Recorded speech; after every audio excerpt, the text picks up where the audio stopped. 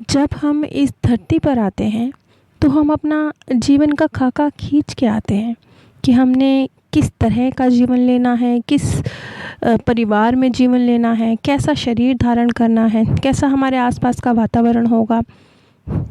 ये सब चीज़ें हम अपने लिए खुद चुनते हैं, अपने मार्गदर्शक की सलाह और अपने कार्मिक अकाउंट के द्वारा। जो कुछ भी हमारा लक्ष्य है, जो भी हम सीखने के लिए इस धरती पर आए हैं और जो भी हमारी आत्मा का गुण है जिसमें हम बेहतर परफॉर्म कर सकते हैं, उसके अनुसार हम अपने जीवन की परिस्थितियों को चुनते हैं।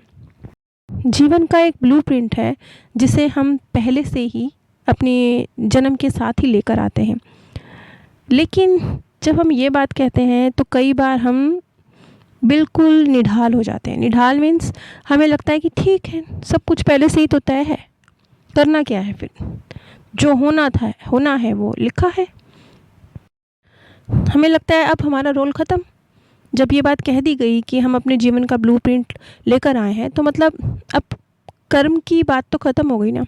लेकिन हकीकत इसके उलट है। हकीकत ये है कि आप को जीवन की परिस्थितियाँ या आपने कर्मानुसार जो लाइफ लेसन सीखने हैं, जो आपकी आत्मा की क्वालिटी है, जो आपके मार्गदर्शक को और आपको आपके लिए उचित लगा, उसके अनुरूप आपने अपने लिए बेशक तय किया है।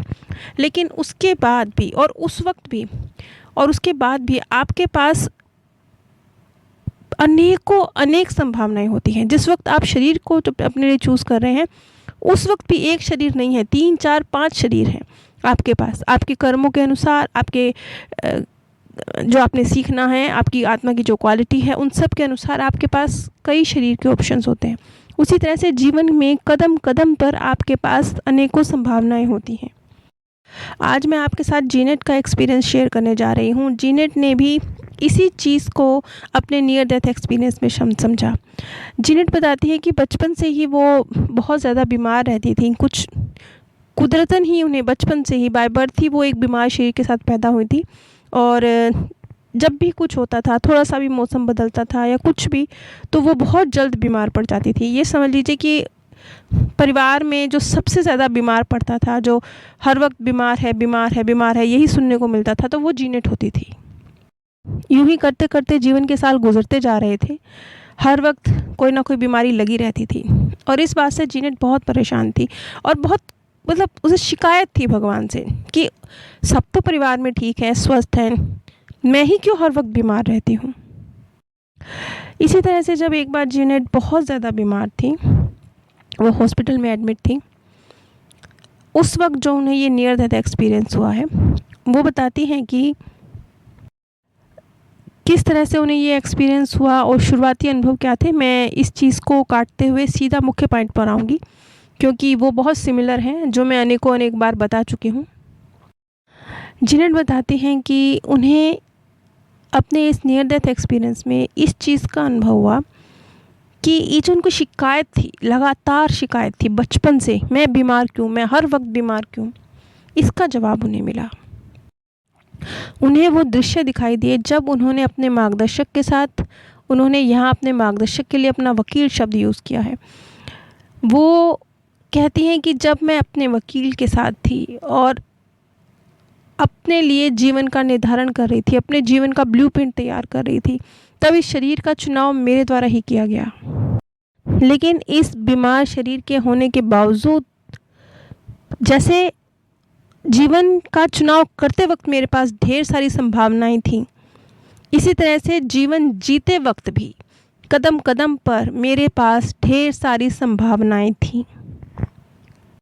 सिर्फ जीवन से पहले मैंने अपने जीवन का ब्लूप्रिंट तैयार नहीं किया है, बल्कि जीवन जीते हुए जो कदम कदम पर मैंने अपने जीवन से रिलेटेड फैसले लिए हैं, उन्होंने लगातार मेरे जीवन के खाके को खींचा है और लगातार उसमें परिवर्तन भी हो रहा है और वो भी मेरे ही द्वारा हो रहा है, मेरे लिए हुए फैसलों के द्वारा हो रहा है। यहाँ पर और एक अजीब बात थी, देखिए अनुभव में डिफरेंस है ना।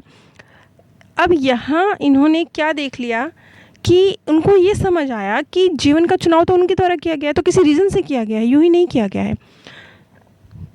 तो यहाँ पर जीनेट के सामने एक बात रखी गई, जैसा कि अनीता मूरजानी के केस में हुआ था। अनीता मूरजानी के सामने भी एक बात कही गई थी कि अगर आप इस रेखा को पार करती हैं तो उसके बाद आप धरती लोक पर वापस नहीं जाएंगी, लेकिन अगर आप इस रेखा को पार नहीं करती हैं तो आप वापस जा पाएंगी। ये एक परिस्थिति थी जो अनीता मूरजानी के सामने आई थी। इसी तरह से जीनत के साथ भी हुआ। उनके सामने भी एक बात रखी गई कि आपका जो शरीर है वो सचमुच बहुत वीक हो चुका है। अगर आप यहीं रहना चाहती हैं तो उस शरीर को समाप्त किया जाता है। दुनिया की नज़र में सिर्फ एक छोटा सा आपको दिल का दौरा पड़ेगा और आपके जीवन का अंत हो जाएगा।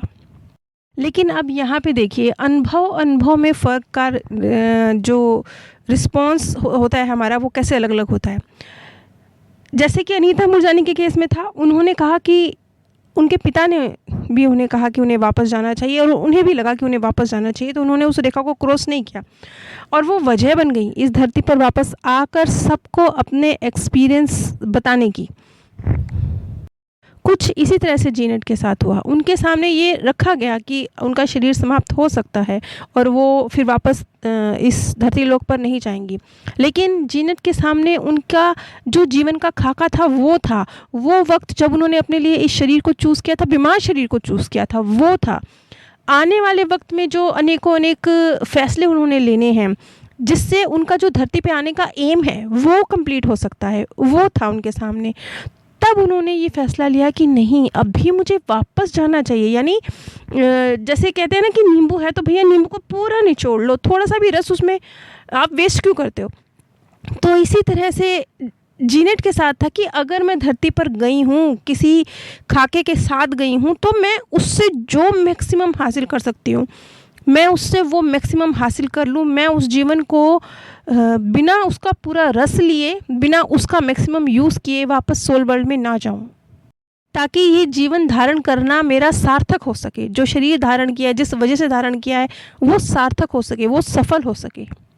और सबसे बड़ी बात जहाँ तक मैं समझती हूँ, इस एक्सपीरियंस के बाद जीनत के पास जो एक अंतर्दृष्टि आई, बहुत ज़बरदस्त चीज़ों को देखने का नज़रिया बदला, अपने लाइफ के प्रति नज़रिया बदला, अपने जीवन में क्या क्या मुझे मतलब कितनी सारी संभावनाएं रोज़ हमारे जीवन में आती है, रोज़ हम फैसले लेते हैं, हमारा एक एक फैसला हमारे जीवन की दिशा पलटता है। तो ये चीज़ जब क्लियर हुई जीनत को, तो जीनत ने वापस धरती पर आने का फ़ैसला लिया ताकि वो अपनी इस अंतर्दृष्टि का फ़ायदा उठाते हुए अपनी लाइफ को और ज़्यादा इससे मैक्सिमम हासिल करके वो वापस सोल वर्ल्ड में जाएं। जीनत के ऊपर कोई दबाव नहीं था कि वो धरती लोक पर जाए या ना जाए, ये उनका खुद का चुनाव था। तो यहाँ पर उन्हें एक बात स्पष्ट की गई कि इस अनुभव का उन्हें उतना ही याद रहेगा जितना कि आवश्यक है, और बहुत सारी बातें, बहुत सारी परिस्थितियाँ और बहुत सारे लोग जिन्हें वो बदल चुके हैं वो उन्हें याद नहीं रहेंगे। समझ लीजिए उसे भविष्य में किस तरीके से क्या करना है इसकी अंतर्दृष्टि मिली, लेकिन क्या वो कर चुकी है, कहाँ क्या गलत किया, कहाँ क्या सही किया, उसका पुनर्मूल्यांकन वो कहती है कि मैं वहाँ कर पा रही थी, लेकिन अब मैं सब कुछ भूल चुकी हूँ। और जीनत को जैसे ही होश आया, उसने सबसे पहले जो नर्स उसके सामने खड़ी थी उसको उसने एक बात कही कि कुछ मैं शब्द बोल रही हूँ, उन्हें प्लीज़ लिखो। क्योंकि जीनत में तो इतनी ताकत भी नहीं थी कि वो खुद कुछ लिख पाती। उसे डर था कि जो अनुभव उसको हुआ है वो भूल जाएगी सब कुछ, और होता भी ऐसे ही है। ज़्यादातर लोगों को अपने नियर डेथ एक्सपीरियंस भूल जाते हैं। तो नर्स को उसने कहा कि प्लीज़ कुछ शब्द लिखिए, शब्द, पूरा वाक्य नहीं। वो बोलने की ताकत भी नहीं थी उसके अंदर। उसने कुछ शब्द बोले उस नर्स को, और उस नर्स ने कुछ शब्द कागज़ पे लिखे उसके कहे अनुसार, और फिर उसको कागज़ दे दिया। वो कागज़ उसने अपनी मम्मी को दिया और कहा कि मम्मी प्लीज़ इस कागज़ को संभाल के रखना, मेरे लिए बहुत महत्वपूर्ण है, मुझे इसकी ज़रूरत है।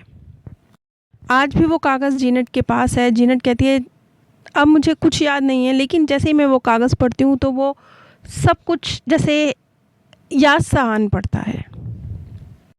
यकीन मानिए, आप जितने भी साधारण से सामान्य से लोगों को बहुत ऊंचाइयां छूते हुए देखते हैं ना, वो कोई भी हो सकता है, वो चाहे कला, पॉलिटिक्स, विज्ञान, किसी भी क्षेत्र में, बहुत जिनके बारे में आप पढ़ते हैं, जिनकी बायोग्राफी आप पढ़ते हैं कि ये कुछ नहीं से बहुत कुछ हासिल किया है, कोई सपोर्ट नहीं, धन नहीं, पीछे बैकग्राउंड सॉलिड नहीं, इसके बावजूद उन्होंने बहुत कुछ जीवन में हासिल किया है।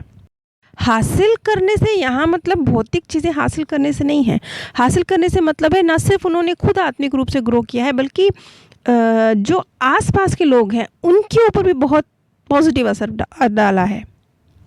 अब अगर मैं उदाहरण के तौर पे कहूँ तो जैसे स्वर्गीय राष्ट्रपति अब्दुल कलाम, इन्होंने अपने जीवन में कुछ नहीं से बहुत कुछ हासिल किया। फिर एक बार कहूँगी, यहाँ भौतिक दृष्टि से बहुत कुछ हासिल किया की बात नहीं हो रही है, उन्होंने आत्मिक रूप से बहुत कुछ हासिल किया। एक ऊंचे स्तर पर पहुंचकर, एक पावरफुल पोजीशन पर पहुंचकर भी इंसान किस तरीके से करप्शन से और घमंड से, चीज़ों के लालच से सब कुछ वो हासिल करने की क्षमता रखते थे, वो कर सकते थे, लेकिन फिर भी किस तरीके से इतनी ऊंचाइयों तक पहुंचने के बावजूद इंसान दूर रह सकता है, ये बहुत बड़ी बात थी जो उनसे सीखने को मिली। अब इस तरह की आत्माएं क्या हैं, कौन है? ये वो आत्माएं हैं जिन्होंने अपने लिए डिफ़िकल्ट लाइफ चुनी, लेकिन हर मोड़ पर सही डिसीजन लिया और आत्मिक रूप से बहुत ऊंचाइयों को छुआ। यानी एक ब्लूप्रिंट तो अपने जीवन का आप लेकर आए हैं, लेकिन एक ब्लूप्रिंट आप हर वक्त, हर सेकंड अपने फैसलों से, अपने कर्मों से, अपने विचारों से तैयार भी कर रहे हैं। नीचे डिस्क्रिप्शन बॉक्स में मैंने आप सभी के साथ अपने second channel path of happiness का लिंक शेयर किया है। वहाँ पर भी मृत्यु के बाद की दुनिया के संबंध में जो लोगों के सत्य अनुभव रहे हैं, या अलग अलग माध्यमों से किसी भी तरह से, कुछ लोगों को बाय बर्थ याद रहा है, कुछ लोगों को किसी एक्सीडेंट से गुजरने के बाद किसी अन्य विधि से नियर डेथ एक्सपीरियंस हुए हैं, कुछ लोगों को पास्ट लाइफ रिग्रेशन के थ्रू हुए हैं, कुछ साइकिक एबिलिटी वाले लोग हैं, बहुत सारे अलग अलग तरीके हैं जिसके द्वारा मृत्यु के बाद की उस दुनिया को समझा गया है, जाना गया है। जितना भी जाना समझा गया है वो जानकारी मैं आप सभी के साथ शेयर करती हूँ। आप सभी पर परमात्म सौंदर्य, प्रेम और आनंद सदैव बरसता रहे। आप सभी दिव्य परम धाम में स्थान प्राप्त करें। जब हम इस धरती पर आते हैं तो हम अपना